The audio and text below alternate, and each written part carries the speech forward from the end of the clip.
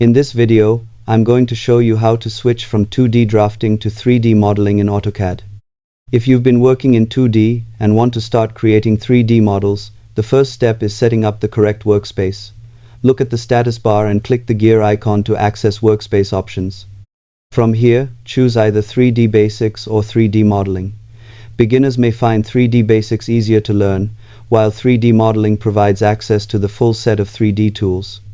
Once the workspace changes, you'll notice new panels and commands designed specifically for three-dimensional design. Next, adjust your view using the view cube located in the upper right corner of the screen.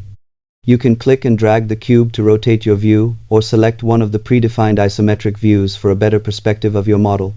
Finally, change the visual style from 2D wireframe to shaded. This displays surfaces and solid geometry, making your models much easier to understand and edit.